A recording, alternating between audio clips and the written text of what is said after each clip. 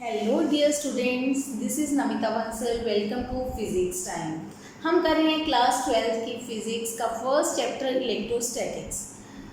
इसके बारे में हम क्या क्या पढ़ चुके हैं। इलेक्ट्रोस्टैटिक क्या होती है, चार्ज, उसकी टाइप्स, उसका मास से कंपैरिजन, उसकी प्रॉपर्टीज़। फिर हमने किया था लास्ट लेक्चर में कूलम्स लॉ। कूलम्स लॉ क्या है? To find the force between two charges. हमने उसकी लिमिटेशंस, उसकी जो ड्रॉबैक्स हैं वो भी पढ़ ली थी और उसके रिलेटेड सिंपल न्यूमेरिकल्स किए थे। उसमें एक न्यूमेरिकल मैंने आपको एक्सरसाइज के लिए दिया था, फोर्स बिटवीन टू इलेक्ट्रॉन्स। क्या करना था? कौन सी फोर्स निकालनी थी? रेशियो, कंपैरिजन करना था इलेक्ट्रोस्टैटिक और ग्रेविटेशनल फोर्स का। आपने किया, मुझे मेल्स की कुछ लोगों का आंसर सही है, कुछ लोगों का थोड़ा सा गलत है, तो मैं इसको समझा रही हूँ आपको। इसका जो कैलकुलेशन करते हैं बेटा, आप तो आ जाती है दिस इंटू 10⁴। तो कुछ स्टूडेंट्स ने आंसर लिख दिया 10⁴ ऑर्डर। ठीक है, ध्यान देना, ये आंसर गलत है। कैसे करना है इसको? आपका ये आंसर ऑलमोस्ट सबका पहले ऐसे आया है, कुछ ने इसको अच्छा सॉल्व कर लिया, कुछ नहीं कर पाया। जब भी आपने ऑर्डर निकालना है तो जो आपका फर्स्ट डिजिट है वो मतलब जो आपका न्यूमेरिकल पार्ट है वो फर्स्ट डिजिट के बाद डेसिमल होना चाहिए, जीरो के बाद डेसिमल नहीं होना चाहिए, दो डिजिट के बाद डेसिमल भी नहीं होना चाहिए। समझाती हूँ कैसे। इसको आप लिखोगे 4.17। देखो, इसको मैं लिख सकती हूँ 417 डिवाइडेड बाय 4 जीरोस आ रही है। इसको प्रॉपर वे से समझाती हूँ आपको। इंटू 10⁴। तो आपको इसको कैसे लिखना है? 417/100 छोड़ना है। 100 क्यों छोड़ा? क्योंकि ये 3 डिजिट थे, 3 डिजिट नीचे रखने हैं। इसको क्या बोलते हैं वो भी समझाती हूँ। इंटू 10⁴। ये बन जाएगा 4.17 इंटू 10⁻² इंटू 10⁴। तो मतलब 4.17 इंटू 10⁴² आंसर होगा। आया समझ? ये वैल्यू देख लेना, मतलब इतनी आई है। मुझे जो स्टूडेंट्स ने भेजा मैंने वहीं से उठा ली, मैंने इसको चेक नहीं किया, क्रॉस चेक नहीं किया। ओके, ये वैल्यू कुछ भी हो, इस टाइप की कोई वैल्यू आएगी। क्या रखते हैं हम? इसको पहले एग्जैक्टली जो वैल्यू आई है उतनी ही जीरोस लगा दी मैंने, फिर जितने डिजिट थे उतने डिजिट नीचे रख लिए, बाकी जो जीरोस बचे वो अलग ले गए। ठीक है, उसको सॉल्व कर दिया। क्या है अब? ये जो वैल्यू है आपकी, ये वाली वैल्यू, ये 5 से कम है, तो आप लिखेंगे ऑर्डर इज 10⁴²। ये ऑर्डर आएगा। मान लीजिए ये इक्वेशन ऐसे आ जाता आपकी, रेशियो 41.7 इंटू 10⁴। सपोज, जैसे ये गलत है, चलो ऐसे सही कर लेते हैं, इसको 41 आ जाता। तो इसको क्या करते हैं आपको फर्स्ट डिजिट के बाद डेसिमल चाहिए हमेशा। आप इसको लिखो 4.17 इंटू 10⁴। सोचो 4.17 दोगे, 10 से मल्टीप्लाई करोगे 41 ही आएगा, इंटू 10⁴। तो बनता 4.17 इंटू 10⁴²। 4.17 5 से कम है तो आपका ऑर्डर आएगा 10⁴²। समझ आ रहा है? एक और चीज समझाती हूँ। जैसे मास ऑफ इलेक्ट्रॉन की बात करते हैं हम 9.1 इंटू 10⁻31 किलोग्राम। अगर हम इसके ऑर्डर की बात करें, ऑर्डर, इसका ऑर्डर कितना है, तो 9 5 से बड़ा है, तो आप इसको वैल्यू को 10 ले लो अप्रॉक्सीमेट। 10 इंटू 10⁻31, तो कितनी बनी 10 की पावर 1 - 31, 10⁻30। बेस सेम है, ऐड कर रहे हैं, मल्टीप्लाई कर रहे हैं तो 5 ऐड हो जाएंगे। ठीक, तो ये ऑर्डर बनेगा। इस ऑर्डर का मास है इलेक्ट्रॉन का। अगर मैं मास ऑफ प्रोटॉन बात करूं 1.67 इंटू 10⁻27 किलोग्राम, ये 1 है। देखो, हर वैल्यू में पहले डिजिट के बाद डेसिमल आएगा, पहले डिजिट के बाद डेसिमल आएगा। अगर इसके ऑर्डर की बात करें, ऑर्डर, तो अप्रॉक्सीमेटली 10⁻27 किलोग्राम, क्योंकि ये वैल्यू 5 से कम थी। 5 या 5 से बड़ी हो तो आप उसको 10 ले लो। 5 में तो एक्चुअली कुछ भी नहीं होता, पर 10 ले सकते हैं आप उसको, ऑर्डर में फर्क नहीं पड़ेगा 5 वाली में। और 5 से कम हो तो उसको छोड़ दो वैल्यू को, तो जो भी 10 की पावर है, एक्सपोनेंशियल टर्म है, वो आपका ऑर्डर होती है। समझ आई बात? हर जब भी आप कोई भी वैल्यू याद करते हो, आप याद करो आपने एवोगैड्रो नंबर पढ़ा होगा 6.023 × 10⁻23 पढ़ा है। हर डिजिट, हर जो ऑर्डर्स होता है इस साइंटिफिक नोटेशन में, जब भी आप बोलते हो scientific notation of a number, उसमें क्या करते हैं हम 10 की पावर देते हैं और जो उसके आगे न्यूमेरिकल वैल्यू होती है उसमें फर्स्ट डिजिट के बाद डेसिमल रखते हैं। ठीक, तो ये एक रूल होता है लिखने का। आपका आंसर यहाँ से 10 की पावर 44 नहीं आएगा, इसको आप पहले साइंटिफिक नोटेशन में चेंज करो, उसके आगे न्यूमेरिकल वैल्यू देखो, वो 5 से कम हुई तो आपका ऑर्डर यही होगा। अगर वो 5 से ज्यादा हुई तो उसको 10 में शिफ्ट कर दो, 10 से एक पावर बढ़ जाएगी, वो आपका ऑर्डर आएगा। ठीक, इसको नोट कर लो एक बार। आगे फिर आज का लेक्चर स्टार्ट करते हैं।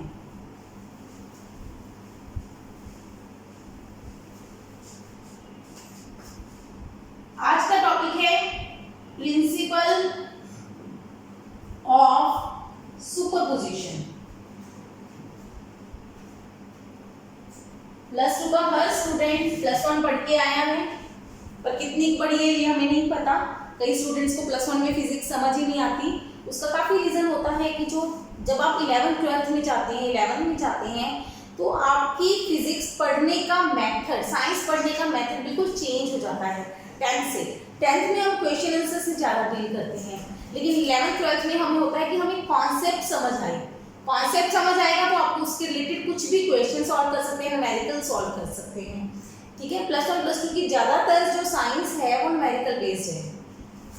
तो ये प्रिंसिपल ऑफ सुपरपोजिशन क्या है, पहले तो यही समझते हैं। सुपरपोजिशन क्या मतलब है कि कई चीज़ों को जोड़ना, कई चीज़ों को जोड़ना। सुपरपोजिशन मतलब एक के ऊपर दूसरी चीज़ आ गई, फिर तीसरी चीज़ आ गई, फिर चौथी चीज़ आ गई, तो टोटल क्या होगा? सिंपल सी बात है, एडिशन ही होगी एक तरह से। इस एडिशन में क्या है, सुपरपोजिशन ऐसे हमने पढ़ाया है आपको वेव्स चैप्टर में 11th क्लास की। ठीक है, उसकी मेरी वीडियोस अभी बनी नहीं है क्योंकि मैंने अभी अपना चैनल स्टार्ट किया है। तो एक बार समझाती हूँ सुपरपोजिशन में क्या होता है। वेव्स में समझो ये एक वेव है, मतलब ऐसे समझो पानी में आपने एक पत्थर फेंका और वेव बन गई। सेम वेव किसी और ने बना दी, अब वो वेव्स जुड़ जाएंगी आपस में नेचुरली। अगर सेम को पॉइंट पे है तो जुड़ेंगी कैसे? ऐसे जुड़ेंगी कि देखो इस टाइम पे क्रेस्ट और क्रेस्ट, क्रेस्ट और क्रेस्ट, क्रेस्ट और क्रेस्ट, ये ध्यान है ना, इसको क्रेस्ट बोलते हैं, इसको नीचे वाले पार्ट को ट्रफ बोलते हैं। क्रेस्ट और क्रेस्ट मिल गए तो टोटल जो इसका एम्पलीट्यूड है वो बढ़ जाएगा, ऐसी बड़ी वेव बन जाएगी। ठीक है, जब सेम वेव्स आपस में, मतलब क्रेस्ट के ऊपर क्रेस्ट फॉल करता है तो वेव बढ़ जाती है। ऐसे ही मान लो एक वेव ऐसे आई, दूसरी वेव उल्टा आई, लेकिन ये दूसरी वेव पहली वेव से छोटी है, आपने दोनों को ऐड कर दिया। ऐड करने का मतलब है एक ही जगह पे दोनों चीजें लग रही हैं, तो आंसर ये ऑपोजिट है, ये माइनस हो जाएंगी, ये आंसर बचेगा। समझ आ रही है कुछ? सुपरपोजिशन में क्या है जनरली कि सेम पॉइंट पे जो भी वेक्टर्स एक्ट कर रहे हैं, नेट फोर्स, डिस्प्लेसमेंट, कुछ भी है, net is equal to vector sum of individual, मतलब सबका वेक्टर सम। वेक्टर में क्या होता है? मैग्नीट्यूड और डायरेक्शन। मतलब जब भी आपने टोटल आंसर निकालना है वो सबका वेक्टर सम होगा, मतलब आपको डायरेक्शन भी देखनी है। ठीक है, इसको आप फिजिक्स में आपने इलेक्ट्रोस्टैटिक में यूज करते हैं, कैसे? Coulomb's law. अभी तक हमने कूलम्स लॉ पढ़ा था कि it is for 2 charges only, ये सिर्फ 2 चार्जेस के लिए एक्ट करता है, तीसरे चार्ज के लिए अभी तक हमने नहीं पढ़ा। अब क्या है, मान लो आपके पास 2 चार्जेस हैं Q1 और Q2, ये है मेरा चार्ज Q1, ये है चार्ज Q2। हमें पता है इनके बीच में अगर डिस्टेंस r है तो कितनी फोर्स लगेगी? K Q1 Q2 bye r², ये फोर्स हमें पता है ना। K इज कांस्टेंट जिसकी वैल्यू है 9 × 10⁹ फॉर वैक्यूम और ऐसे यूनिट्स। ऐसा यूनिट के लिए इसकी वैल्यू क्या है 9 × 10⁹ न्यूटन मीटर स्क्वायर पर कूलम स्क्वायर। आज इसकी डिटेल वैल्यू भी निकालेंगे अभी। मान लो ये फोर्स इन दोनों के बीच में लग रही है, मतलब ये फर्स्ट चार्ज पे भी इतनी ही फोर्स लग रही है, सेकेंड चार्ज पे भी इतनी ही फोर्स लग रही है। पूरा नाम हम क्या कहते हैं F12 F21। F12 क्या है force on one due to two, ये दूसरा पहले भी फोर्स लगा रहा है और ये उल्टा लग जाएगा। ये तो फोर्स हम पढ़ चुके हैं, ये कूलम्स लॉ से आ रही है। मान लो हम यहाँ पे एक थर्ड चार्ज लाके रख दें, तो क्या इन दोनों के बीच की फोर्स लगेगी, चेंज होगी? ध्यान देना मैंने क्या बोला, तीसरा चार्ज रखने से क्या इन दोनों के बीच की फोर्स चेंज होगी? नहीं। कूलम्स लॉ में third charge does not effect the force between any two other charges. मतलब तीसरा ला दो, यहाँ पे चौथा ला के रख दो, बिल्कुल इनके पास पास रख दो, कोई प्रॉब्लम नहीं है। टच मत करना, बस टच करोगे तो कंडक्शन हो जाएगी, चार्ज शेयर हो जाएगा। ओके, टच नहीं करना, थोड़ी दूर ला के रखा। इन दोनों के बीच की फोर्स चेंज नहीं होगी, सेम रहेगी। पहला क्वेश्चन समझ आ गया? थर्ड चार्ज की प्रेजेंस से पहले दो चार्जेस के बीच की फोर्स चेंज नहीं होगी। अगर थर्ड को उठा के वापस ले जाएंगे तब भी कोई फर्क नहीं पड़ेगा दोनों के बीच की फोर्स का। वेरी इंपॉर्टेंट, मैं बोल रही हूँ दोनों के बीच की फोर्स का। लेकिन प्रिंसिपल ऑफ सुपरपोजिशन पढ़ा रहे हैं, इसका मतलब कुछ तो फर्क आएगा। अब मान लो आपको कहें find net force on Q1। अब Q1 पे नेट फोर्स निकालो। नेट फोर्स का मतलब है F नेट बोल देंगे हम। क्या होगी? नेट का मतलब होता है टोटल फोर्स। टोटल वर्ड नहीं लिखते क्योंकि टोटल का मतलब जनरली ऐड होता है। ऐड सिंपली ऐड को बोल देते हैं नॉर्मल अलजेब्रा में।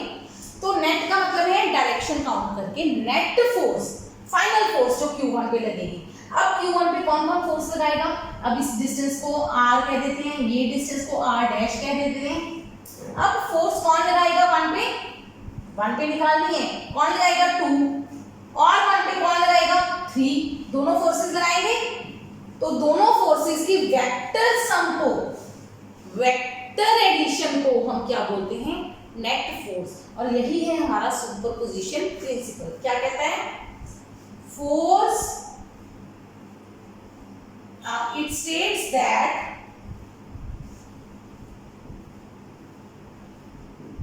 in a group of charges, superposition group पे लगेगा, ग्रुप में दो से ज्यादा जितने भी होंगे, दो भी हो सकते हैं। In a group of charges net force on any charge, net force on any charge is vector sum of forces exerted by all the other charges। बस इतना सा स्टेटमेंट है इसमें सुपरपोजिशन प्रिंसिपल की। क्या कहता है? कोई भी आपके पास ग्रुप ऑफ चार्जेस है, जैसे मैंने 3 का ग्रुप ले लिया, net force on any charge, net force on first charge is equal to, यानी कि vector sum of, vector sum करना है, डायरेक्शन वेक्टर लगाने हैं, अदरवाइज आपका आंसर गलत हो जाएगा। Vector sum of forces exerted by all the other charges. 1 पे फोर्स कौन लगाएगा 2, 1 पे फोर्स कौन लगाएगा 3, 1 कभी 1 पे फोर्स नहीं लगाता, ठीक है। 1 पे फोर्स कौन लगाएगा 2, 1 पे फोर्स कौन लगाएगा 3, उन दोनों का वेक्टर सम कर दो तो नेट फोर्स ऑन 1 चार्ज निकल जाएगी। समझ आ गया? ये इसकी स्टेटमेंट है। इन जनरल अगर हम कहें net charge on first charge, अगर हमारे पास in group of charges n charges है, ये तो 3 चार्जेस के लिए समझाया है ना, n चार्जेस के लिए हम फॉर्मूला क्या लिखेंगे? Force on first charge by 2, force on first charge by third, या फर्स्ट पे ना निकालो, net charge on nth charge. जरूरी नहीं ना फर्स्ट पे निकालनी है, किसी भी nth चार्ज पे, 5वां 6वां कुछ भी n की वैल्यू हो सकती है, किसी भी चार्ज पे निकालनी है तो कैसे निकालेंगे? nth चार्ज पे फर्स्ट चार्ज की फोर्स nth चार्ज पे सेकंड चार्ज की फोर्स प्लस सबकी nth चार्ज पे n-1 चार्ज की फोर्स। समझ आ गई? nth की नहीं निकालनी, बाकी सबकी फोर्सेस का सम। जैसे n-1 के बाद भी आ सकता है, जैसे फिफ्थ है, फिफ्थ में बाकी सारे चार्जेस फोर्स लगाएंगे, nth चार्ज nth पे फोर्स नहीं लगाएगा। समझ आ गई? सारी फोर्सेस के वेक्टर सम को हम क्या कहते हैं? Superposition principle. ठीक, एक बार इसको नोट कर लो। वैसे ये पेपर में कभी नहीं पूछते, इसको नहीं पूछा जाएगा, आपको इसके रिलेटेड न्यूमेरिकल आएंगे, बहुत अच्छे अच्छे न्यूमेरिकल हैं, बहुत इंपॉर्टेंट न्यूमेरिकल्स हैं। सुपरपोजिशन प्रिंसिपल के न्यूमेरिकल करवाने से पहले थोड़ा सा इन शॉर्ट मैं आपको वेक्टर समझा दूं। एक समझा दूं इनकी फोर्सेस कैसे निकालनी है। हमने अभी फोर्सेस का फॉर्मूला लिखा, हम यही फॉर्मूला यूज करेंगे K(Q1 Q2 by R scale. ठीक है, आज अभी यही यूज करेंगे क्योंकि अभी तक हमने K की वैल्यू एक ही यूज की है वैक्यूम के लिए। 99% क्वेश्चन आपको जो उसमें मिलेंगे +2 बोर्ड्स में मिलेंगे वो K से ही आएंगे, वैक्यूम के ही आएंगे। ठीक, हायर में आएंगे तो उसके लिए मीडियम चेंज भी हो जाएगा, तो बताया होगा। एक बार सिंपल क्वेश्चन निकालते हैं। एक नेक्स्ट चीज, जो if charges are positive negative, obviously charges positive या नेगेटिव होंगे, इफ नहीं कहना चाहिए, charges are positive negative, then it is not used in magnitude। Positive negative आपने मैग्नीट्यूड में यूज नहीं करना, it is only for direction. ये जो पॉजिटिव नेगेटिव दिया होगा ये किसके लिए यूज करना है? हमने सिर्फ डायरेक्शन के लिए। कैसे? ऐसे आपके पास दो पॉजिटिव चार्ज हैं, आप ध्यान देना कौन से चार्ज पे फोर्स निकालनी है, कौन लगा रहा है, जिस पे निकालनी है। मुझे 1 पे फोर्स चाहिए, कौन लगा रहा है? 2। तो पॉजिटिव नेगेटिव आपको सिर्फ डायरेक्शन बताएंगे। कैसे? मैग्नीट्यूड तो यही रहेगा, डायरेक्शन कैसे होगी? कौन लगा रहा है फोर्स? 2। आप ऐसे समझो 2 बड़ा है, जो लगा रहा है वो बड़ा है, वो 1 को खींचेगा या धक्का मारेगा? धक्का मारेगा। पुल या पुश करेगा, तो ये फोर्स आएगी F1। अगर ये चार्ज मेरे पास पॉजिटिव के लिए, अगर ऐसे होता ये 1 ये 2 पॉजिटिव ना होके नेगेटिव होता तो क्या होता? मुझे चाहिए 1 2, जो लगा रहा है वो बड़ा है, उसको ऐसे इमेजिन करो वो बड़ा है, वो 1 को अपनी तरफ खींच लेगा, खींचेगा तो ये डायरेक्शन बनेगी। ये इजी मेथड होता है याद करने का। जिसकी फोर्स लग रही है, जो फोर्स लगा रहा है, जिस पे लग रही है वो नहीं, जो लगा रहा है वो बड़ा मान के छोटे वाले को खींचेगा या धकेलेगा, उस हिसाब से आप डायरेक्शन इजीली कैलकुलेट कर सकते हो। ठीक है, पहली बात तो ध्यान रखनी है, फॉर्मूला में पॉजिटिव नेगेटिव कभी नहीं यूज करना, क्योंकि पॉजिटिव नेगेटिव हमें सिर्फ डायरेक्शन ऑफ फोर्स बताएंगे। फोर्स वेक्टर क्वांटिटी है, वेक्टर में मैग्नीट्यूड और डायरेक्शन दोनों होती है, तो ये कूलम लॉ से मैग्नीट्यूड आ गया और डायरेक्शन हमें पॉजिटिव नेगेटिव बताएंगे। ठीक, अगर इसी क्वेश्चन में दोनों नेगेटिव होते तो क्या करते? 1 और 2। अब कौन फोर्स लगा रहा है, ऐसे उल्टा कर देते हैं, F21 निकालने को बोला है।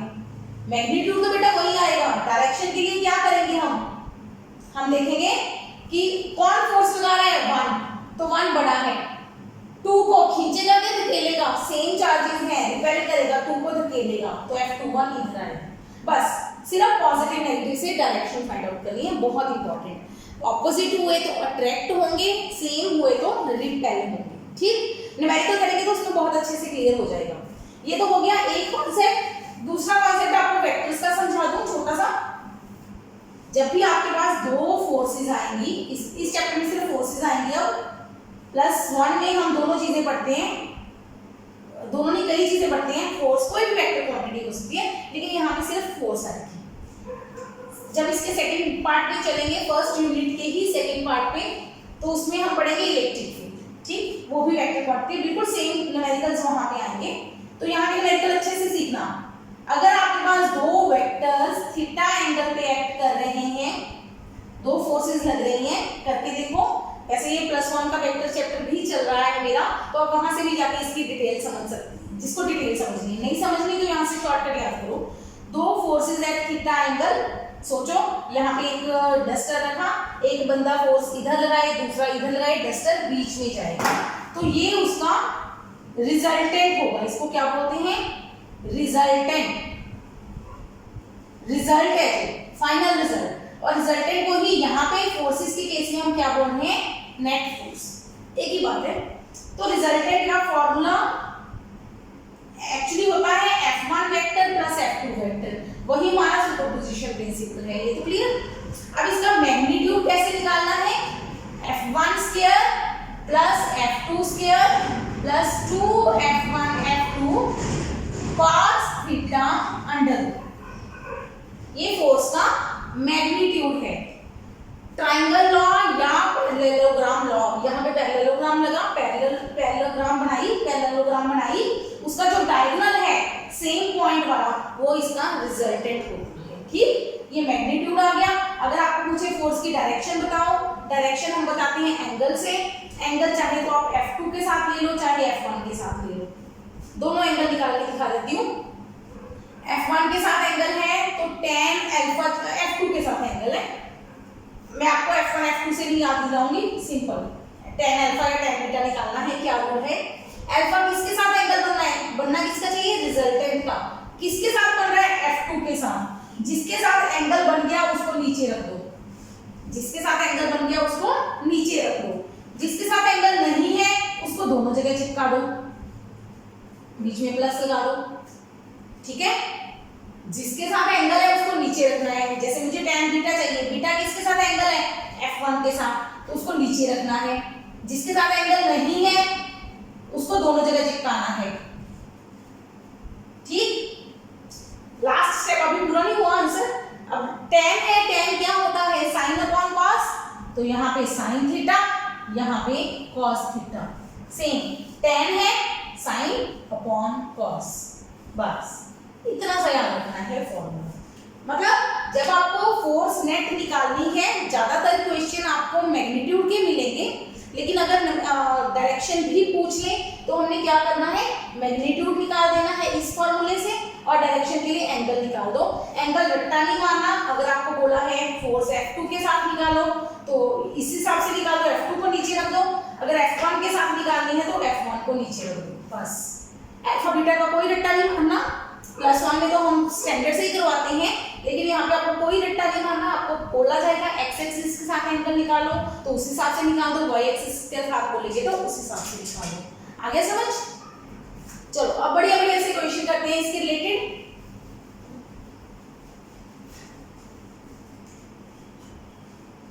फर्स्ट क्वेश्चन, एक ट्राइंगल बनाई, इसी के 3-4 क्वेश्चन करवा देते हैं। Plus Q plus Q plus Q,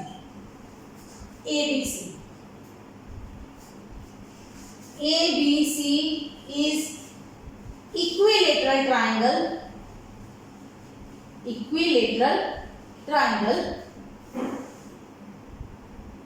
plus Q charge. इस पार्ट में ना कभी कभी लाइट आ जाती है, रिफ्लेक्शन, तो थोड़ी सी दिक्कत आती है। Plus Q charge is placed at each vertex मतलब कॉर्नर, ट्राइंगल के कॉर्नर को वर्टेक्स बोलते हैं। जिसको प्लूरल बोले, इसका आप प्लूरल करें तो होता है वर्टिसेस, वर्टेक्सेस नहीं होता, vertices. Plus Q charge is placed at each vertex, find net force on charge at C। चलो ये करते हैं। ABC एक इक्विलेटरल ट्राइंगल है, इसके हर वर्टेक्स पे Q चार्ज रखा हुआ है। Find net force at C on charge at C। इस तरह के कुछ भी क्वेश्चन बना देंगे।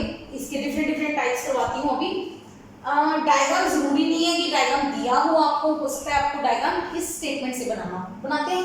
ABC इक्विलेटरल ट्राइंगल लिया, ऑफ साइड भी बताया होगा, ऑफ साइड R, ट्राइंगल की साइड R है, इक्विलेटरल ट्राइंगल बना लिया। तीनों कॉर्नर्स में प्लस क्यू चार्ज रख दिया। Find net force on charge at C। C पे जो चार्ज रखा है उस पे नेट फोर्स निकालनी है। करें बहुत इजी क्वेश्चन है। पहला तो सी पे कौन फोर्स लगाएगा, नेट फोर्स चाहिए सी पे, मतलब एफसी चाहिए आपको। सी पे कौन कौन फोर्स लगाएगा, अब 1 2 तो है नहीं, सी है, सी पे कौन फोर्स लगाएगा ए, सी पे कौन फोर्स लगाएगा बी। वेरी इंपॉर्टेंट, वेक्टर नहीं भूलना, वेक्टर नहीं भूलना, दोनों का वेक्टर सम हमारा रिजल्टेंट होगा, ठीक है, नेट फोर्स हो। समझ आए? अब करते हैं डायग्राम में पहले। अच्छा चलो एक काम करते हैं, सी ए निकाल के रख लेते हैं, मैग्नीट्यूड निकाल के रख लेते हैं सी ए का। सी जो सी पे फोर्स लगाएगा ए, क्या होगा magnitude, k q q by r square, मतलब k q square by r square, ये हो गया फोर्स। अच्छा सी पे बी भी फोर्स लगाएगा, वो भी निकाल देते हैं। क्या वो सेम फोर्स होगी, यस होगी, बिल्कुल होगी। अब सी पे फोर्स किस तरफ लगेगी, दैट इज इंपॉर्टेंट, तभी हमारे पास नेट फोर्स आएगी। नेट या सी पे कर लो ना, सी पे नेट फोर्स, हमें मैग्नीट्यूड निकालेंगे अब इसका। पहले डायरेक्शन देखिए, सिंपली ऐड नहीं करना दोनों को, 2k q square by r square answer नहीं आएगा, सिंपली ऐड नहीं करना, क्योंकि अभी तक हमने डायरेक्शन नहीं देखी। डायरेक्शन देखते हैं, ए सुई पे फोर्स किस तरफ लगाएगा, ए जो फोर्स लगाएगा, इसको एक मिनट यहां से साफ कर रही हूं, ध्यान देना, जो ए सी पे फोर्स लगाएगा, सी पे लगाएगा, ए लगाएगा, तो ए को बड़ा मानना है, एक्चुअली बराबर है, मानना है सिर्फ, ये बड़ा है, दोनों पॉजिटिव हैं, तो ए सी को रिपेल करेगा, रिपेल करेगा तो ये फोर्स इधर जाएगी, कौन सी फोर्स, एफ सी ए। समझ आया?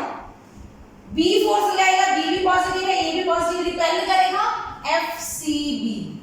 ये दो फोर्सेस हमें समझ आती है ना, ठीक है। अब दोनों फोर्सेस कहां पे लग रही है, इस पॉइंट पे, दोनों की टेल मैच कर गई, क्या हम यहां से पैरेललोग्राम बना सकते हैं, पेपर में डिटेल नहीं करने की जरूरत नहीं होती, ठीक। तो जो इसका रिजल्टेंट आएगा, ये हमारी नेट फोर्स आएगी। डायग्राम बना देना, अच्छा लगेगा, बस सिर्फ हमें ये देखना है ये एंगल कितना है। तो इसके लिए हमें दिया हुआ है इक्विलेटरल ट्रायंगल। इक्विलेटरल ट्रायंगल के सारे एंगल कितने होते हैं, कितने होते हैं, 60 डिग्री, याद है, तीनों एंगल बराबर होते हैं। टोटल एंगल ट्रायंगल में कितना होता है, 160 डिग्री, तीन एंगल है, a प्लस बी प्लस सी,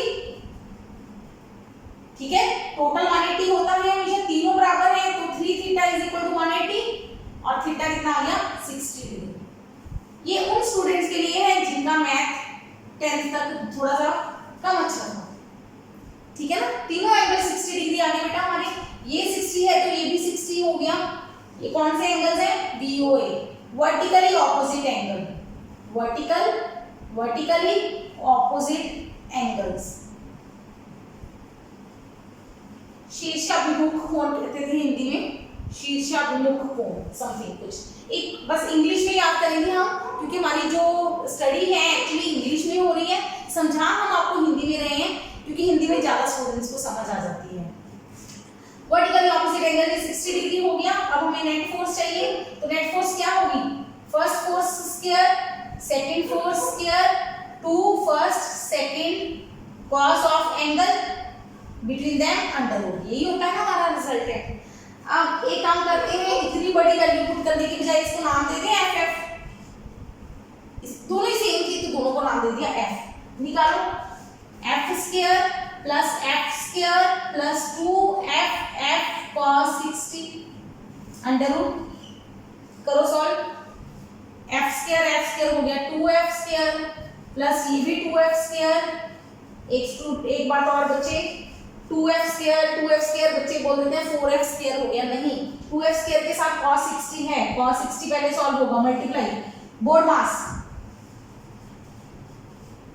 पहले डिवीजन होती है, bracket division, multiplication, addition, subtraction, addition बाद में होती है, पहले ऐड नहीं करना, ठीक है, पहले मल्टीप्लाई करना है फिर ऐड करना है।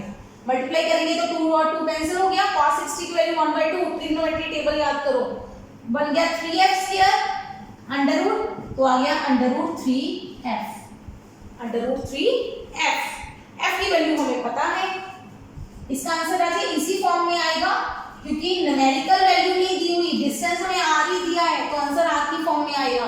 चार्ज हमें q दिया है तो q की फॉर्म में आएगा। अगर न्यूमेरिकल में वैल्यूज दे दें कि चार्ज आपका 5 कूलम है, रेडियस 1 मीटर है, तो वैल्यू एंड में पुट कर देना, ठीक है, पहले आंसर इस फॉर्म में निकालो, एंड में के की वैल्यू भी पुट करनी है। तब अगर आपको न्यूमेरिकल में ऐसा कुछ नहीं दिया तो के क्यू आर की फॉर्म में आंसर छोड़ देना है। ठीक, ये हमारा रिजल्टेंट आ गया, और साथ में डायरेक्शन भी निकाल देना। Let F net makes angle alpha with X axis. X axis के साथ अल्फा एंगल है, हमने याद रखना है एंगल किसके साथ है, एफ सी बी के साथ।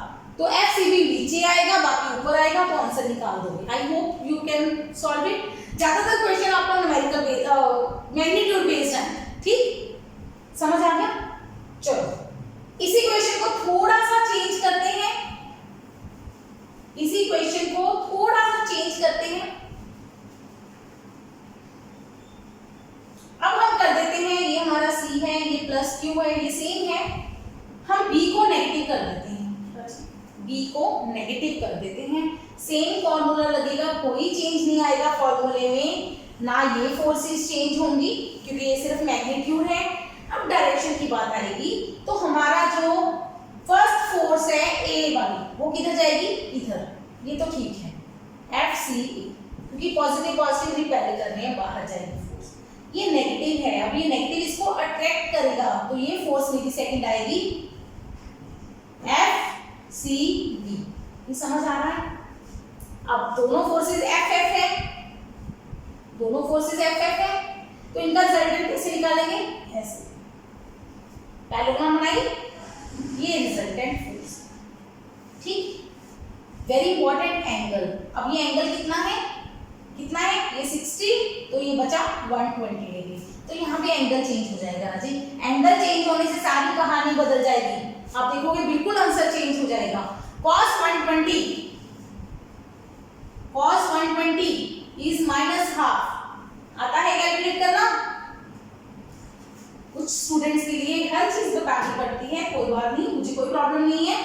बस मुझे ये है कि आपको जो स्टेप नहीं समझ आता आप मुझे मेल कर दो एक बार, या कमेंट्स भी कर दो। कमेंट्स मैंने ऑन रखे हुए हैं पर रिव्यू के लिए, जिन स्टूडेंट्स की प्रॉब्लम्स आती हैं मैं उनको समझा देती हूँ।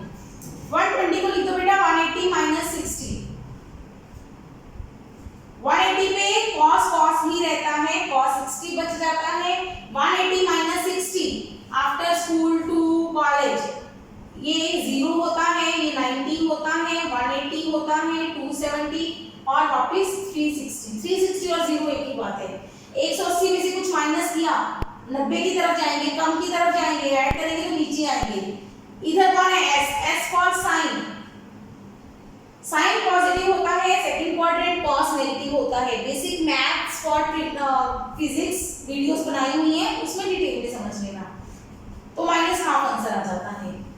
ठीक है बेटा, ये 120 है जो सेकंड क्वाड्रेंट में आता है। सेकंड में सिर्फ साइन पॉजिटिव होता है, tan और cos नेगेटिव होते हैं। ठीक, उसके बारे में सॉल्व किया है।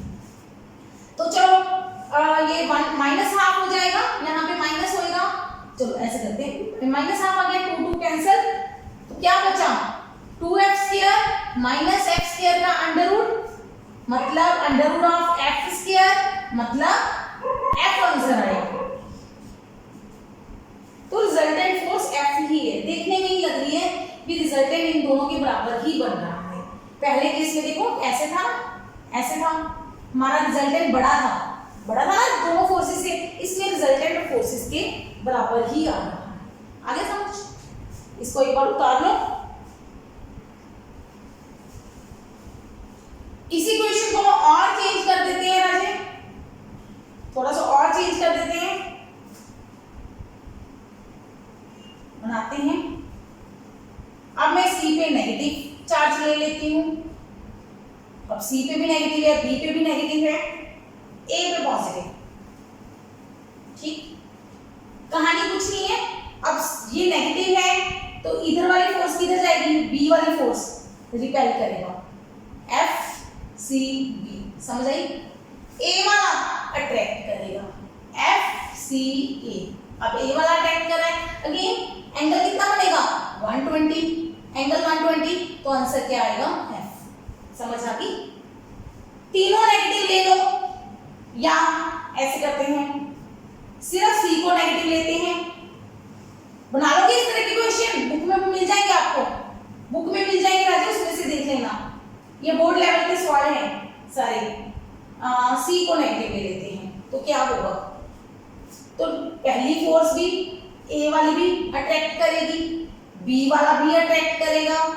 एंगल कितना है दोनों के बीच में 60 डिग्री, तो पहले वाला आंसर आ जाएगा। ठीक हो जाएंगे इसके किनेटिक्स। प्रैक्टिस करो इनकी ज्यादा से ज्यादा, जितनी ज्यादा प्रैक्टिस करोगे उतना समझ में आएगा। डिफरेंट डिफरेंट लेके सारे सॉल्व कर दो, सारे केसेस, कभी को किसी को पॉजिटिव, कभी अच्छा मैंने सी पे फोर्स निकाली है हर बार, आप ए बी सब पे फोर्स निकालनी सीखो। ये हो गया लॉन्ग मेथड से, मतलब जब आपको रिजल्टेंट पूरा निकाल के दिखाना है कि कितना होगा, F1 पूरा फॉर्मूला लगाया हमने।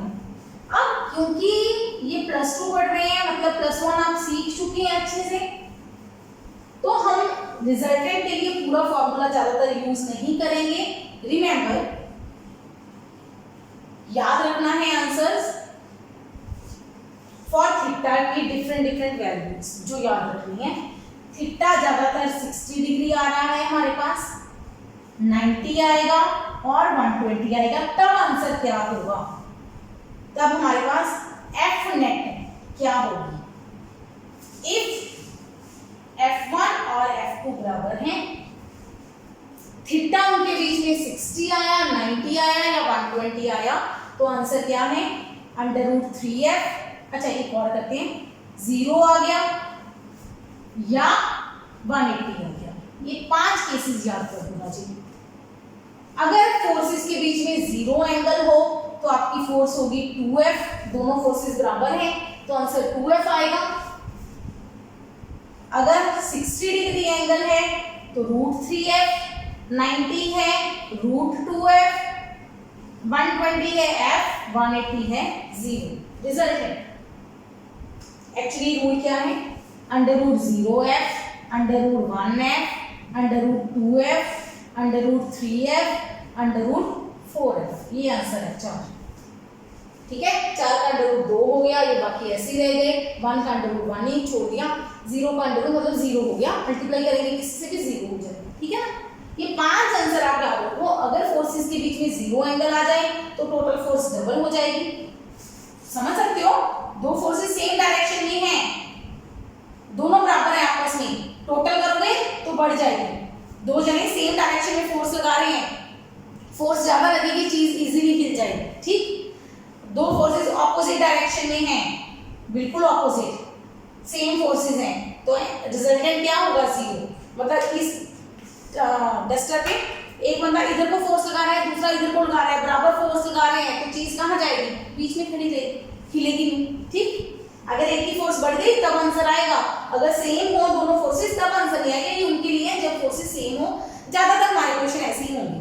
और जो एंगल आएगा ना जी, एंगल अल्फा या बीटा वो भी बराबर होंगे, वो θ/2 होंगे। इस केसेस में इक्वल फोर्सेस के केसेस में अल्फा और बीटा θ/2 के बराबर होते हैं हमेशा।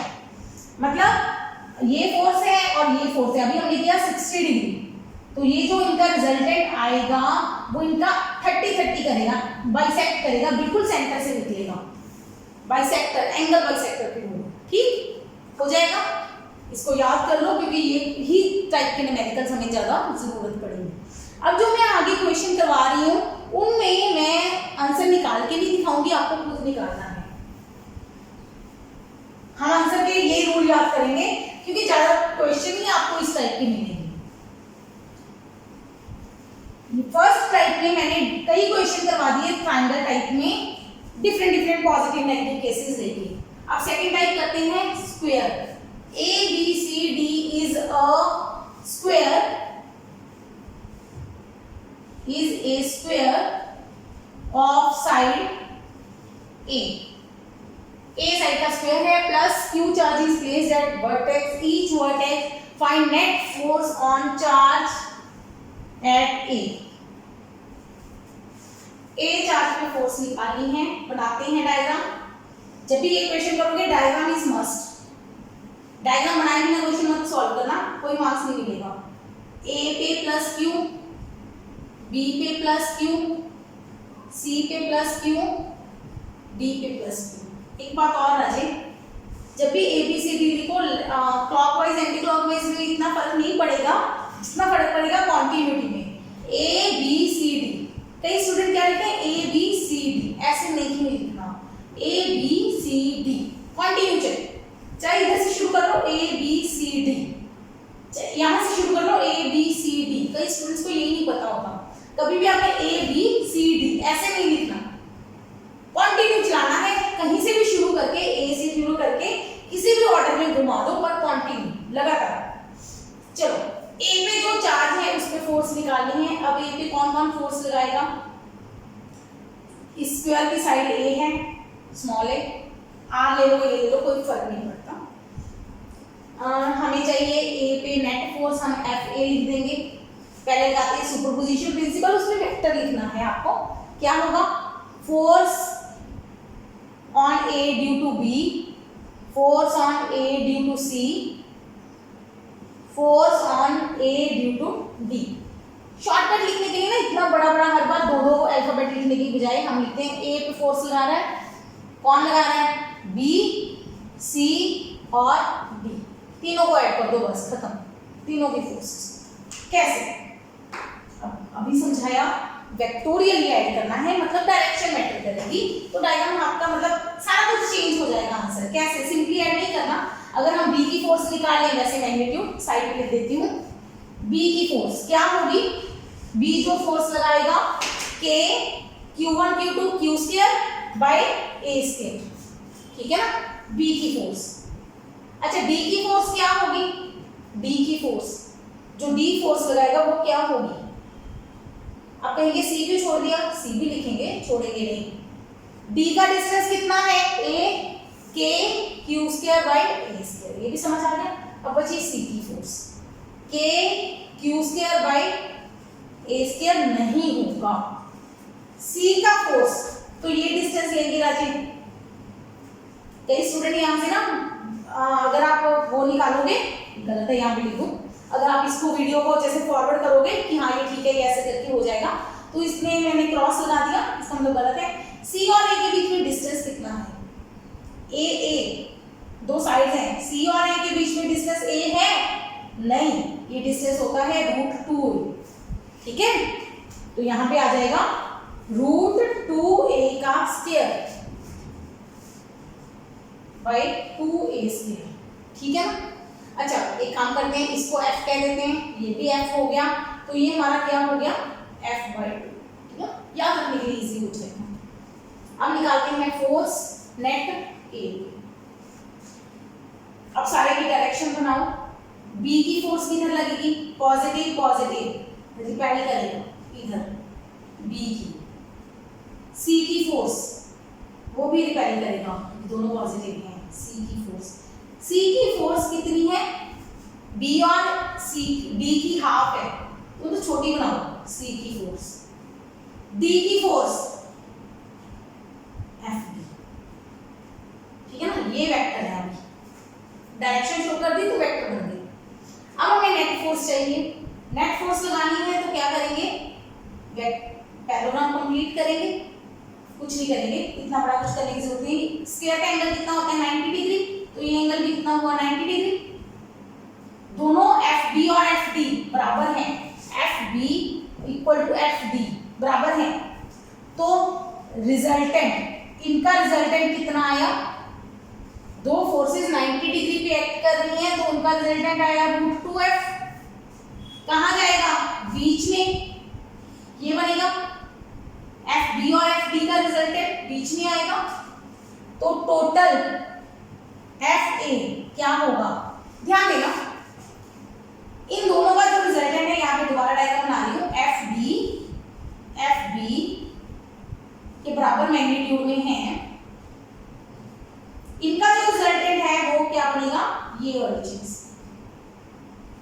F है ना, इन दोनों का जो FC है हमारा वो बीच में रह गया हाफ। अब ये दोनों सेम डायरेक्शन में आएंगे, बिल्कुल आएंगे, क्योंकि ये एंगल 45 डिग्री होता है, तो ये एंगल भी 45 है, जो हमारा रिजल्टेंट है वो भी 90 का हाफ 45 पे जाएगा, तभी ये शॉर्टकट याद करवाया था आपको कि जो अल्फा और बीटा है दोनों थीटा के हाफ होते हैं जब फोर्सेस बराबर हैं, और इसमें आपको क्वेश्चन सिर्फ बराबर वाले ही मिलेंगे। अब टोटल जो एफ ए आएगी वो क्या एफ बी डी, बी और डी का रिजल्टेंट और एफ सी सेम डायरेक्शन में है, तो हमारी टोटल फोर्स हो जाएगी resultant F plus F C root 2f plus F by 2, मतलब एफ कॉमन रूट 2 प्लस 1/2। आया समझ? एफ की वैल्यू पुट कर देंगे तो एफ ए आ जाएगी k q square by a square root 2 plus half. आया समझ? कर लेंगे इस टाइप के क्वेश्चन, प्रैक्टिस करो फिर समझ आएंगे। एक बार देखो, इसको नोट करो, थोड़ा सा इस क्वेश्चन को ट्विस्ट करते हैं।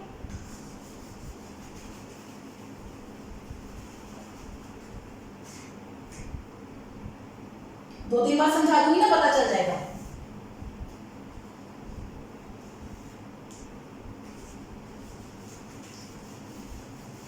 कौन से चार्ज को नेगेटिव करें? कौन से चार्ज को नेगेटिव करें? इस चार्ज को नेगेटिव करते हैं। अभी तक सेम आएगा, सिर्फ क्या होगा, ये फोर्स इधर एफ बी, ये फोर्स इधर एफ बी, वेक्टर वेक्टर लगाते रहना। इनका रिजल्टेंट नाम दे दिया एफ, एफ सी हमारा इधर आएगा। अब एफ और एफ सी ऑपोजिट हैं, कौन सी फोर्स बड़ी है? कौन सी फोर्स बड़ी है? एफ बड़ा है, एफ सी छोटा है, तो रिजल्टेंट आएगा आपका, टोटल आएगा एफ माइनस एफ सी। बड़े में से छोटा माइनस करना है क्योंकि मैग्नीट्यूड की बात कर रहे हैं। ऑपोजिट डायरेक्शन होगी ना जी, ऑपोजिट में फोर्सेस सब्ट्रैक्ट हो जाती हैं। आंसर 0 कब आता है? जब दोनों बराबर हों। अब बराबर नहीं है तो माइनस करोगे दोनों को, बस ये आंसर आ गया। ये नोट कर दो इसको, ध्यान देना, मैंने यहाँ पे एंगल चेंज कर दिया और साइन चेंज कर दिया चार्ज। सेकंड हो गया, नेक्स्ट न्यूमेरिकल हो गया, ये थर्ड। चलो ठीक, तो पॉजिटिव नेगेटिव की जितने मर्जी कॉम्बिनेशन बनाओ उनको सॉल्व करते रहो, आपके आंसर आते रहेंगे। इसी क्वेश्चन की नेक्स्ट टाइप करते हैं।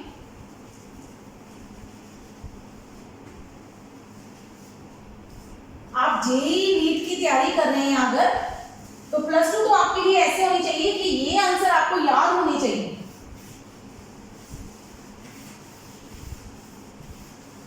ये इक्वेशन है, plus q charge is placed at each vertex, find net force on charge plus q at center। अब ये क्वेश्चन करते हैं, सारे आंसर आपको ना टिप्स पे होने चाहिए। तो जितनी ये इस पार्ट में प्रैक्टिस कर लोगे, मुझे इलेक्ट्रिक फील्ड में आपको उतना ही कम मेहनत करवानी पड़ेगी।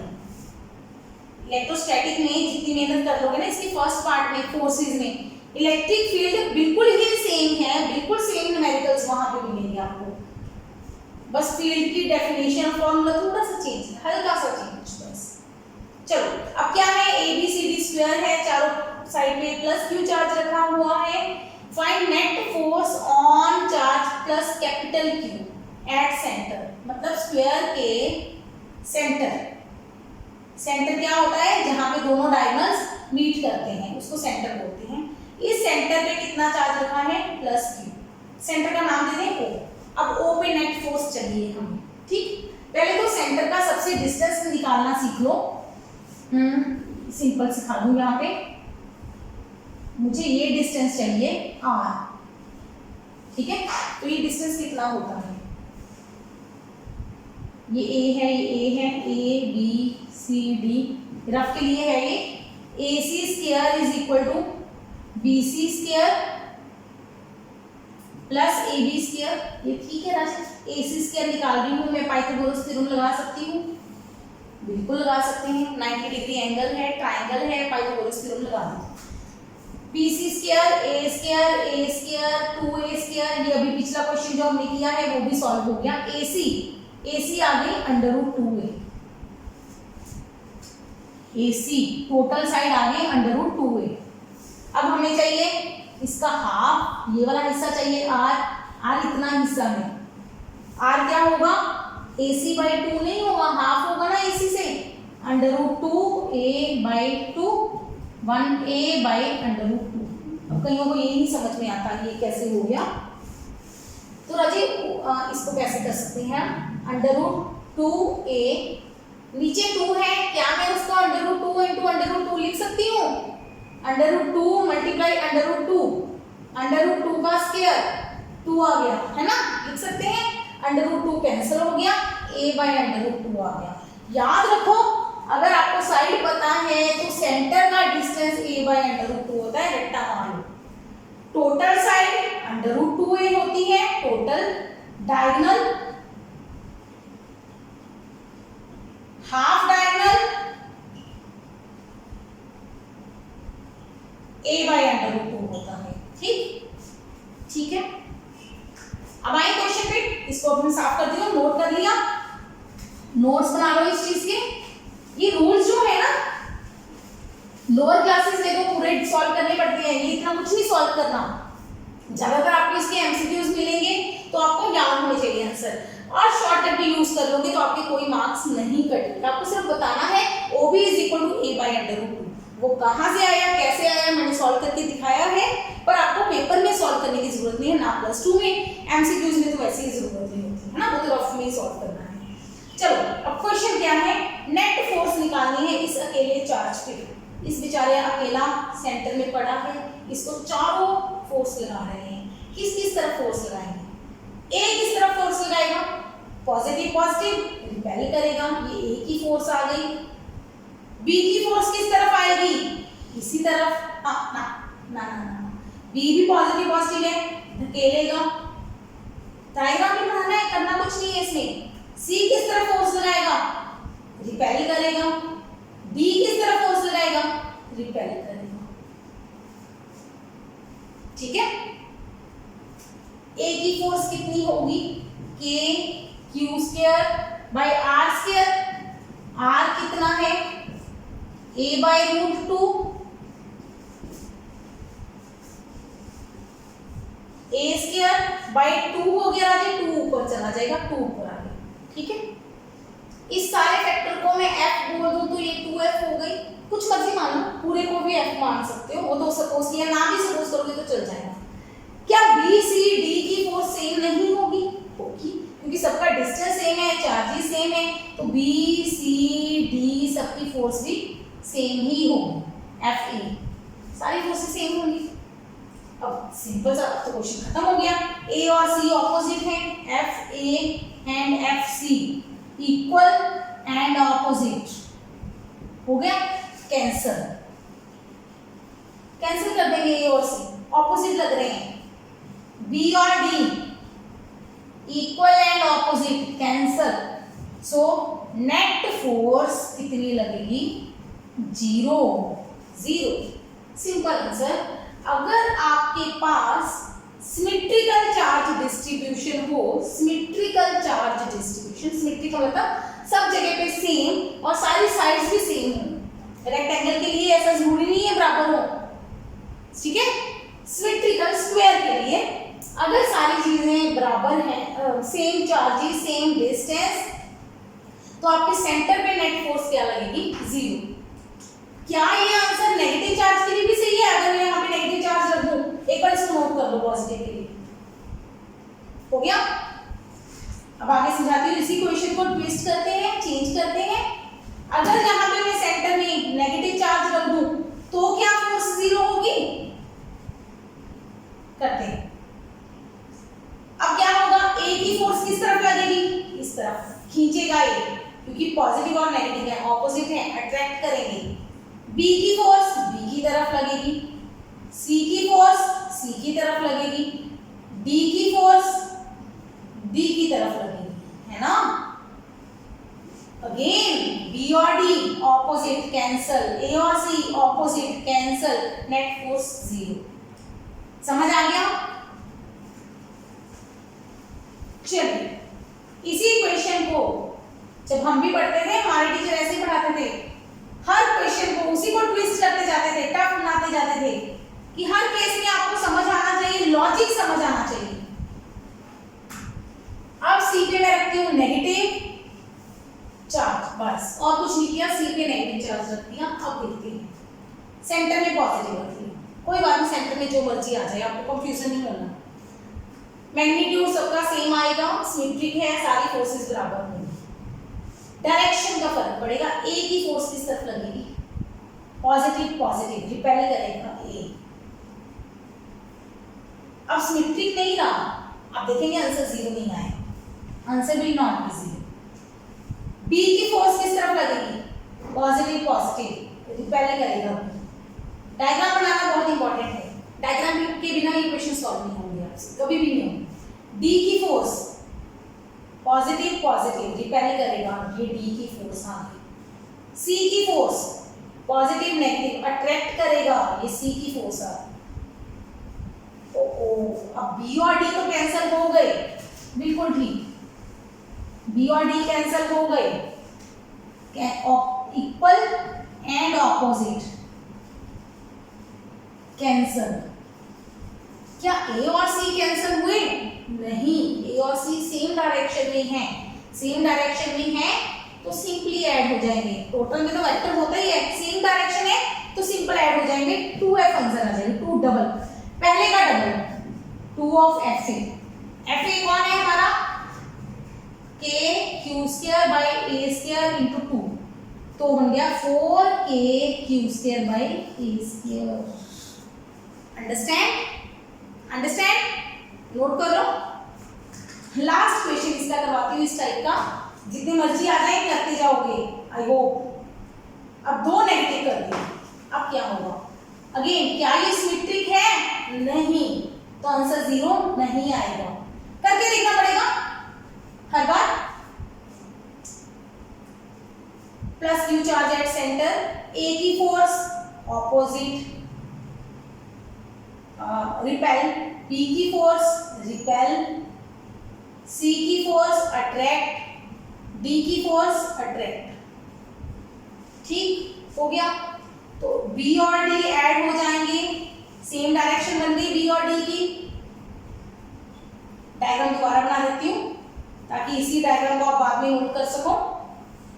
मेरे पास क्या बना, एक फोर्स इधर लग रही है, 2 टाइम्स एफ, डबल हो गई ना एरो की, एक इधर लग रही है 2f। अब मुझे रिजल्टेंट चाहिए इसका, रिजल्टेंट कैसे निकालेंगे, इनके बीच में एंगल कितना है, स्क्वायर का ये एंगल कितना होता है 90 डिग्री, स्क्वायर का सेंटर पे बनने वाला एंगल कितना होता है 90 डिग्री, निकालना आता है, कर लेना। टोटल एंगल 360, चारों एंगल बराबर हैं तो हर एंगल कितना होगा 90 डिग्री। अब 90 डिग्री में रिजल्टेंट क्या आएगा, रिजल्टेंट इसको काट दे, मैं इक्वल ऑपोजिट वाली लाइन काट रही हूँ, ठीक है। रिजल्टेंट कह लो या नेट फोर्स कह लो, नेट फोर्स क्या होगी, 2 फोर्सेस बराबर हैं, एंगल उनके बीच में 90 डिग्री है, तो फोर्स क्या होती है √2 times each F, each F हमारी 2f है, 90 डिग्री पे अभी समझाया था पीछे, थीटा 90 डिग्री छोड़ दिया है उसको, तो जाके दोबारा चेक करो, थीटा तो रिजल्टेंट हमारा होता है √2f। लेकिन यहाँ पे f हमारी कौन हो गई, अब दोनों फोर्सेस बराबर कितनी है 2f, तो 2f लगाएंगे।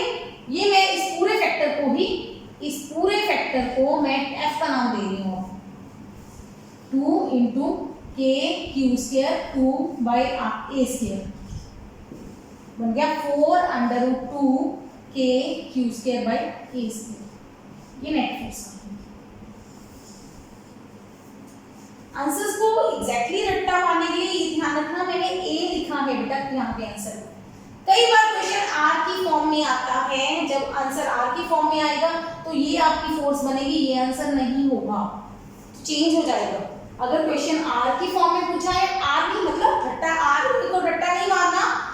अगर आंसर सेंटर से डिस्टेंस की फॉर्म में पूछा है तो फैक्टर कांस्टेंट अलग आएगा आगे जो न्यूमेरिकल वैल्यू है, अगर कांस्टेंट साइड की फॉर्म में पूछा है तो आंसर ये आएगा। ठीक हो गया, कर लिया नोट। इसी बेस पे और न्यूमेरिकल्स आते हैं, charges in equilibrium, equilibrium, equilibrium किस चीज को बोलते हैं, जब हमारे पास नेट फोर्स जीरो हो जाए। इक्विलिब्रियम का मतलब है एक चीज को खींच तो हर चीज रही है अपनी तरफ, या दूर की तरफ धकेल रही है, या पुश कर रही है, या पुल कर रही है, पर उनका कोई असर ना हो, चीज वहीं की वहीं खड़ी रहे, तो उस चीज को बोलते हैं हम इक्विलिब्रियम। ठीक है, जैसे कि पेंडुलम है, आपने लटका दिया, आपने उसको हिलाया, वो वापिस आया, हिलता रहेगा काफी देर, कुछ देर बाद वो रुक जाएगा। जब चीज पे नेट फोर्स जीरो हो जाए तो हम बोलते हैं चीज इक्विलिब्रियम में हो गई, स्टेबल हो गई। तो इक्विलिब्रियम वाले क्वेश्चन कैसे करेंगे हम? लेट क्वेश्चन लेते हैं, क्वेश्चन से समझाएंगे। इस टाइप का first question, late plus Q, 2 plus q charges are placed at distance r, a third charge capital Q is placed in between में, इन बिटवीन में बताएंगे, इज प्लेस्ड, क्वेश्चन है where should a third charge Q is placed, be placed so that it is in equilibrium. बस simple सा question. दो charges हैं, diagram ये दिया होगा, सॉल्यूशन में बनाएंगे। Q और Q कितने डिस्टेंस पे? R डिस्टेंस पे। इनके बीच में थर्ड चार्ज कहां पे रखें ताकि वो थर्ड चार्ज इक्विलिब्रियम में हो? थर्ड चार्ज इक्विलिब्रियम में हो तो कहां पे रखें? देखो, इक्विलिब्रियम का मतलब है टोटल फोर्स जो बनानी है वो जीरो करनी है, किस पे? Q charge. Q चार्ज कहाँ पे रखने ताकि उस पे फोर्स जीरो लगे? अब Q पॉजिटिव रखना है या नेगेटिव, इस क्वेश्चन में कोई फर्क नहीं पड़ेगा। मान लो Q में पॉजिटिव ले लेती हूँ, सपोज कर लेते हैं Q पॉजिटिव, नेगेटिव से करोगे सेम आंसर आएगा। अब Q पॉजिटिव रखेंगे कहाँ पे? पहले बात वेरी इंपॉर्टेंट, जब भी दो चार्जेस हो तो Q पॉइंट चार्ज है जो आप वो इनकी लाइन ज्वाइनिंग पे रखोगे। कहाँ पे रखोगे? लाइन ज्वाइनिंग पे, इनके बीच में रखोगे कहीं भी, ठीक है, बीच में या बाहर, कहीं भी पॉजिटिव नेगेटिव पे डिपेंड करेगा। ये चार्ज पॉजिटिव है या नेगेटिव कोई फर्क नहीं, लेकिन ये चार्जेस क्या है? अगर ये चार्जेस सेम है तो उनके बीच में रखोगे। क्यों रखोगे वो समझाते हैं। पहले इसका आंसर कैसे निकालते हैं प्लस 2 बोर्ड्स के लिए, वो समझाते हैं आपको। Let Q charge is placed at distance x from one charge। एक चार्ज से कितना डिस्टेंस लिया है आपने? x। दूसरे चार्ज से डिस्टेंस कितना हो गया? r minus x। सही है, टोटल डिस्टेंस r है तो एक साइड का x है तो दूसरी साइड का कितना हो गया? r minus x। ये फर्स्ट और सेकंड नाम दे दें इसको। तो फर्स्ट चार्ज की फोर्स कितनी आएगी? k q by x square. Second charge की फोर्स कितनी आएगी? k q by r minus x square. आपको नेट फोर्स जीरो करनी है। अब ध्यान देना, मान लो ये पॉजिटिव चार्ज है तो ये पॉजिटिव पॉजिटिव को रिपेल करेगा, F1 इधर लगेगी, F2 किधर लगेगी? इधर। दोनों फोर्सेस ऑपोजिट होनी चाहिए तो तभी नेट फोर्स जीरो बनेगी। तो F1 और F2 मैग्नीट्यूड में क्या होने चाहिए? बराबर। मैग्नीट्यूड में क्या होने चाहिए? बराबर। तो बराबर कर दो, k q by x square is equal to k q by r minus x square. तो ऊपर वाली चीज कैंसिल हो जाएगी, सेम फैक्टर है, तो मेरे पास कंडीशन बन गई x square is equal to r minus x का स्क्वायर। बन गई ये कंडीशन, ठीक है। इसको साफ कर दो, अब नोट करो एट डिस्टेंस x। चलो अब ये देखो, इसको कैसे सॉल्व करेंगे? अंडर रूट हटाएंगे, राजे स्क्वायर हटाएंगे तो प्लस माइनस लगता है, ये पता है। स्क्वायर हटाएंगे तो प्लस माइनस लगता है, मतलब अगर आप कह रहे हो एक्स स्क्वायर 4 है तो x 2 भी हो सकता है, -2 भी हो सकता है, क्योंकि x का स्क्वायर मात्र 2 का स्क्वायर भी 4 होता है, -2 का स्क्वायर भी 4 होता है। तो हमें यहाँ पे 2 केस लेने हैं, पॉजिटिव और नेगेटिव। तो एक बार x पॉजिटिव के बराबर कर दो, एक बार x -r-x के बराबर कर दो। 2 केसेस लेके करने पड़ेंगे। इधर करो 2x बराबर r और इधर करोगे x बराबर -r प्लस x और x कट गया, 0 बराबर -r, नॉट पॉसिबल, ये तो हो ही नहीं सकता, r तो 0 हो ही नहीं सकता। ठीक है, तो ये हमारा केस गलत हो गया नेगेटिव वाला। तो x की वैल्यू कितनी आ गई, r/2। मतलब आपको चार्ज कहाँ पे रखना है, सेंटर में। चार्ज x डिस्टेंस हाफ पे रखना है, मतलब बीच में सेंटर में रखना है। समझ आ गया, सौखा था, इजी था। 2 चार्जेस बराबर हैं तो नेट फोर्स 0। अभी जो हमने स्क्वायर वाले क्वेश्चन किए कि इक्विलिब्रियम में नेट फोर्स सेंटर में क्या होती है, 0, जब आपके चार्जेस इक्वली डिस्ट्रीब्यूटेड हो। हमारे चार्जेस सेम थे तो सेंटर में फोर्स हमारी 0 बन गया। आगे समझ, थोड़ा सा चेंज करें। सेकेंड क्वेश्चन इस टाइप का, इक्विलिब्रियम चार्जेस का +4q। एक चार्ज q कर दिया, एक चार्ज 4q कर दिया। अब क्या होगा, इसको साफ कर देते हैं।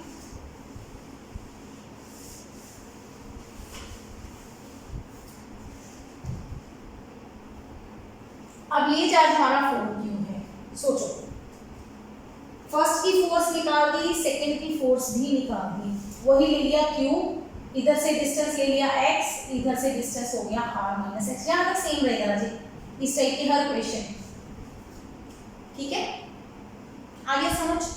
अब टोटल फोर्स हमें निकालनी है, अब वही F1 = F2 कर दो बराबर k q q x² बराबर k q q 4 r-x²।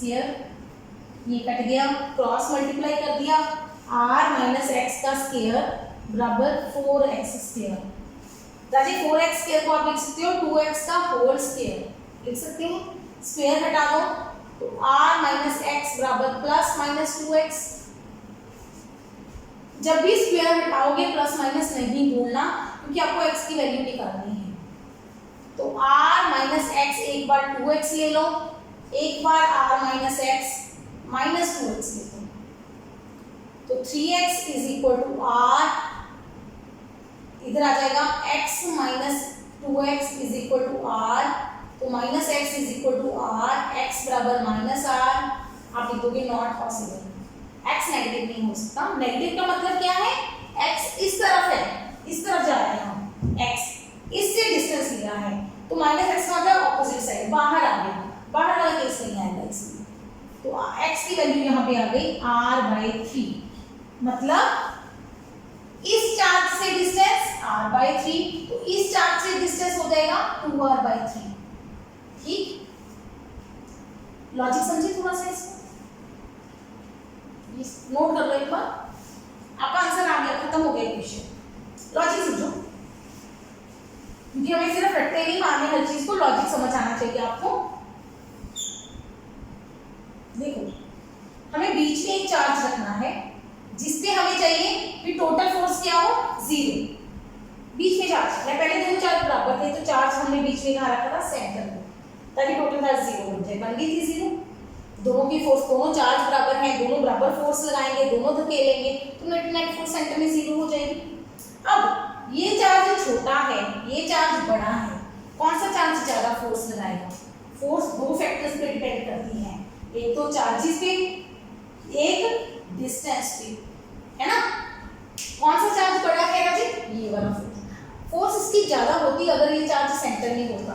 अगर मैं इस चार्ज को सेंटर में रखती तो दोनों चार्ज की फोर्स किसकी ज्यादा होती, इस वाले की। ये ज्यादा फोर्स लगाता, ये कम फोर्स लगाता, छोटी सी, तो नेट फोर्स 0 नहीं हो सकती थी, कभी भी नहीं हो सकती। अब हमने क्या किया, हमने इस चार्ज को पकड़ के इसके पास ला दिया, इसके नियर लिया है। अब क्या होगा, ये भी अपनी फोर्स लगाएगा, इसका मैग्नीट्यूड कम है पर इसका डिस्टेंस भी कम है। डिस्टेंस कम है तो फोर्स बढ़ गई, मैग्नीट्यूड कम है तो फोर्स कम थी। चार्ज छोटा था तो फोर्स कम लग रही थी, अब डिस्टेंस कम हो गया तो फोर्स बढ़ जाएगी, तो इसकी भी फोर्स बढ़ गई। इसका चार्ज बड़ा है पर इसका डिस्टेंस ज्यादा है, तो इसकी भी फोर्स कम हो गई। तो टोटल फोर्स दोनों की बराबर होने के चांसेस बन गए। तो हमने वही डिस्टेंस x निकाला है जिससे कि ये फोर्स बराबर हो जाए। आप ऐसे करना, ऐसे करेंगे हम। इसका डिस्टेंस कितना हुआ राजे? r/3। इसका डिस्टेंस कितना है? 2r/3। फर्स्ट की फोर्स निकालो जरा। अब फोर्स निकालते हैं k q by r/3 का स्क्वायर कितना हुआ? k q 3 का स्क्वायर 9 ऊपर चला जाएगा by r²। ये फर्स्ट की फोर्स आई। सेकंड की फोर्स निकालो k 4q capital Q by 2r/3 का स्क्वायर। करो इसको solve. k 4q into q into 3 का स्क्वायर 9 ऊपर चला गया, 2r का स्क्वायर 4r स्क्वायर, 4 कट गया। क्या दोनों फोर्सेस बराबर आ गई? बिल्कुल बराबर आ गई। बराबर आ गई तो हमारा नेट फोर्स कितनी हो गई? 0। नेट फोर्स इज 0 मतलब चार्जेस आर इन इक्विलिब्रियम। ठीक है, यही क्वेश्चन घर से करना 9q के लिए। थर्ड क्वेश्चन आपको एक्सरसाइज दे रही हूं प्लस 9q चार्ज के लिए। अगर दो चार्जेस, एक 4q है एक 9q है, तब आंसर क्या होगा? ये खुद से करके आना।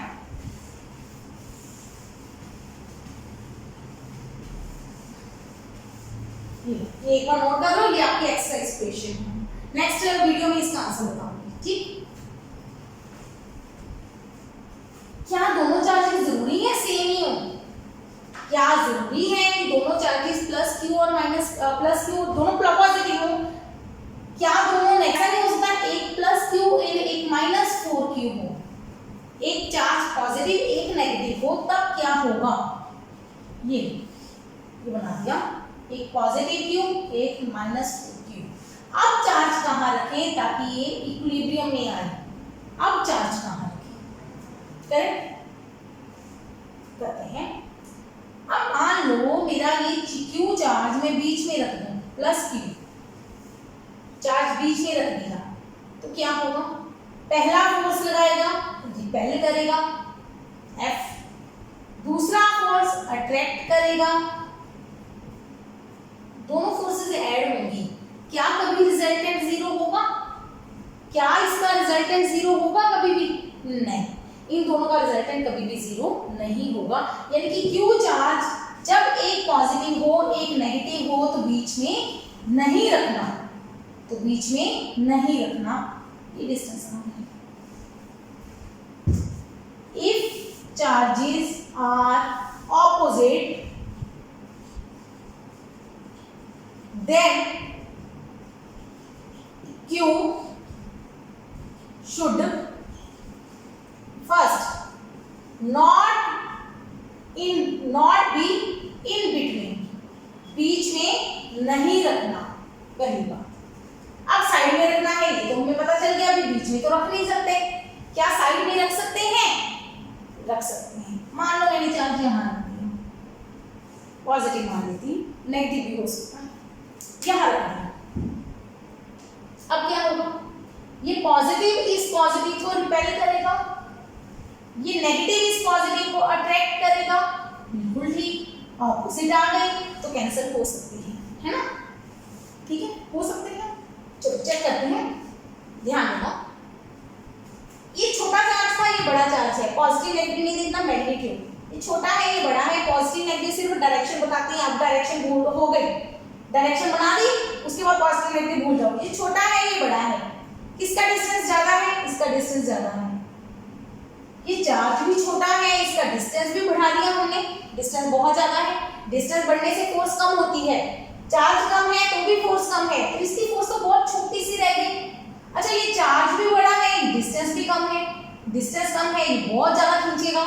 चार्ज भी बड़ा है और जोर से खींचेगा। क्या ये फोर्सेस कभी बराबर हो सकती हैं? नहीं, इसका मतलब ये केस भी नहीं हो सकता।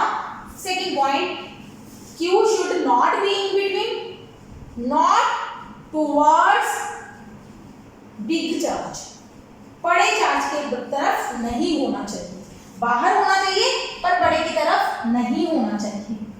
क्या छोटे की तरफ रख सकते हैं? ऑब्वियसली तीसरी ऑप्शन बची है कि चार्ज को बाहर रखेंगे छोटे की तरफ। तो C option should be outside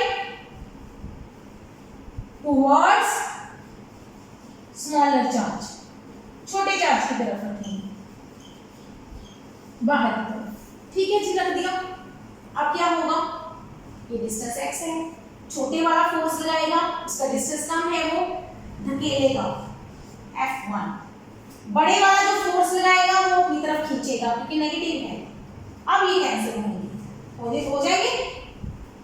जिसका चार्ज कम है उसका डिस्टेंस भी कम है, जिसका चार्ज बड़ा है उसका डिस्टेंस भी बढ़ गया, तो दोनों फोर्सेस बराबर हो सकती हैं।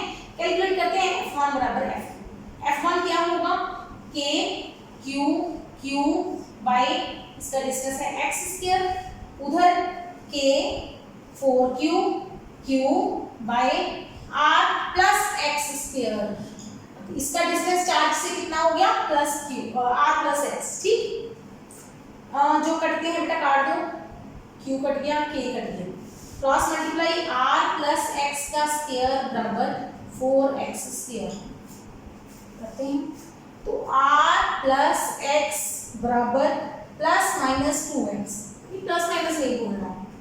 तो R प्लस x एक बार 2x ले लो, एक बार R plus x minus 2x ले लो।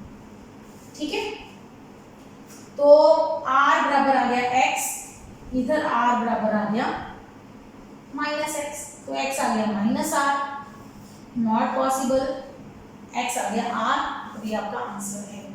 तो ये डिस्टेंस R होना चाहिए। ठीक, अब दोनों की फोर्सेस खुद से निकाल के देखना, F1 और F2 दोनों बराबर आएंगी, तो आप कहोगे कि हाँ हम चार्ज किस तरफ रखेंगे, स्मॉलर चार्ज की तरफ बाहर, जब ऑपोजिट साइन है। अगर सेम साइन है तो बीच में रखेंगे, ऑपोजिट साइन है तो बाहर रखेंगे, छोटे वाले चार्ज की तरफ। ठीक है, बड़ा छोटा चार्ज है तो बीच में भी रखेंगे, लेकिन छोटे वाले की तरफ रखेंगे, हमेशा छोटे वाले की तरफ, क्योंकि वो छोटा है, उसको नाराज नहीं करेंगे, हम कहेंगे तू चार्ज को अपनी तरफ रख ले थोड़ा सा, है ना, ताकि वो खुश हो जाए कि चार्ज मेरे पास आ गया। फोर्स दोनों की बराबर हो जाएगी बीच में, जब चार्जेस का मैग्नीट्यूड सेम है। जब मैग्नीट्यूड ऑपोजिट है, पॉजिटिव नेगेटिव चार्जेस है, तो चार्ज को बाहर रखेंगे, छोटे वाले की तरफ। ठीक, तो इस टाइप के न्यूमेरिकल्स हैं कुछ डिफरेंट वैल्यूज के लिए। अगेन इसको भी आप -q और -9q के लिए एक्सरसाइज क्वेश्चन सॉल्व कर लो। ठीक, 5th क्वेश्चन, इसको सॉल्व करके बताना आंसर मुझे कितना आता है। नेक्स्ट आज का लेक्चर कंप्लीट करते हैं। हमने सुपरपोजिशन ऑफ फोर्सेस के सारे टाइप के क्वेश्चंस कर लिए हैं जो नॉर्मली पेपर में पूछे जाते हैं। इनको प्रैक्टिस करके याद होंगे आपको। नेक्स्ट वीडियो में इसी टाइप को, इक्विलिब्रियम टाइप को थोड़ा सा एक्सटेंड करेंगे, 2-3 क्वेश्चन और करेंगे इसके अच्छे, और साथ में हम करेंगे कि अभी तो हमने सिर्फ Q चार्ज पे फोर्स 0 करी है, फिर हम करेंगे पूरा सिस्टम इक्विलिब्रियम में हो तो क्या करेंगे। ठीक, करवाएंगे आपको इस टाइप के क्वेश्चन, और इसका शॉर्टकट आंसर भी आपको नेक्स्ट वीडियो में बताएंगे। ठीक है, till then keep watching, keep learning, और अगर आप मेरे चैनल पे नए हैं तो प्लीज सब्सक्राइब कीजिए।